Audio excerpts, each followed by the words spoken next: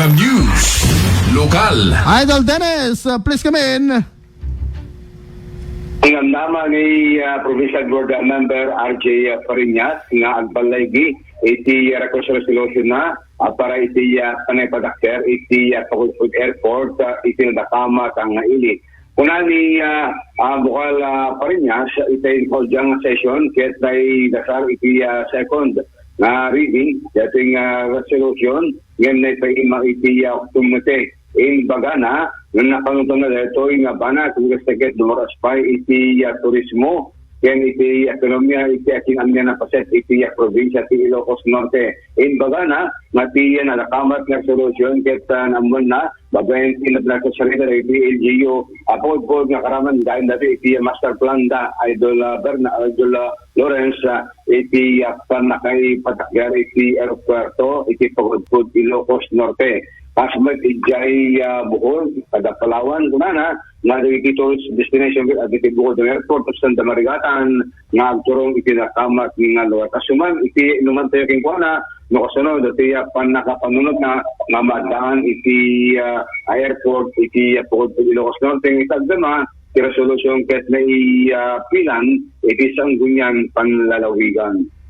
Yung resolution natin that we passed, requesting the Honorable President Ferdinand Bongbong Marcos Jr., the Department of Transportation, headed by Secretary Vince Dizon, and other concerned agencies or departments of the national government, we're requesting that we consider constructing an airport in the municipality of Pagudpud.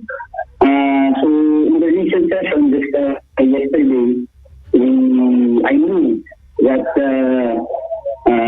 my resolution be tackled on second reading yesterday's session.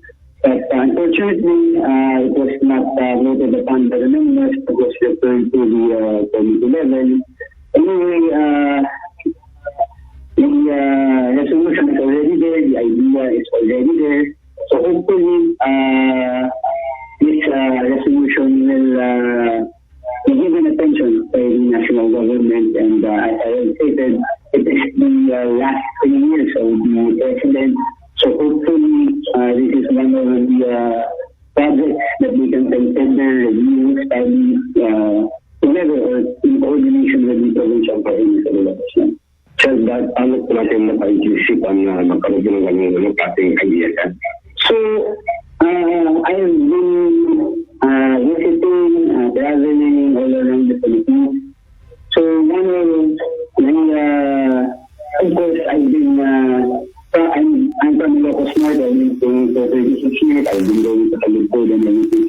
So, ang kulang natin kung talaga, investors, yung accessibility na nakikita natin, and sa rin, dami rin tayong makausap nung nandun tayo mga kakilala natin ng politiko na ito. Kaya yung sinasabi nila na nagkulang turista na pupunta ako yung turista na pupunta sa Pagudpud. Eh, hindi nakakausap din natin mga kaibigan na bakit nila prefer sa isang lugar na dito, eh mas maganda naman dito sa Pagudpud na hinahamak. So, ang sinasabi nila palagi is nalalayuan sila. So, once paglapag nila ng Dawag International Airport, they have to rent a van. Kailangan pa rin na mag-rent ng van para pumunta ng Pagudpud, pabayaran nila ng van. Doon na sila na hassle. Compared sa, halimbawa, sa Bohol, Panglao, once you take the plane, arrive at the airport of Panglao, 5 minutes you are at the beach already. So that's one of the problems dahil dito sa turismo natin is yung isang problema natin kasi malayo yung travel. Kaya yung isa yung sa mga nisipan natin para mag-pass ng ganitong resolution. So yung idea sa napag-usap na kay Mayor yes, nasa Pagudpud tayo kahapon ng umaga at yung sanggunian bayan ng Pagudpud na kausap natin sila. Actually, isa na yun daw sa nasa master plan nila according to the mayor and to the applicant Rajiv Benemerito, who is stated that when I attended the Sangguniang Bayan session, that it was already in their plan. May request nila, pero wala pa silang resolution requesting such. So actually, this was just a proactive ako na pinagdawat tayo, pinagpunong tayo, pinagpunong tayo for the progress of the municipality. In the last 3 years of the president, then we should take advantage of the time na we do not know when there will be another president from Ilocos Norte that will give priority to such projects. The resolution, Idol Lawrence, kahit may paiman iti committee, ang gusto ang pagsalitaan. So, transparyan sa antumang umasa, kung natin bukal sa at least narami sa kaya na para sa nang ipagsiyatan iti pagulpod Ilocos Norte, iti panakapatakder ko iti bukod damit ng airport for economic development and kasama ng panakibos turismo iti pagulpod Ilocos Norte.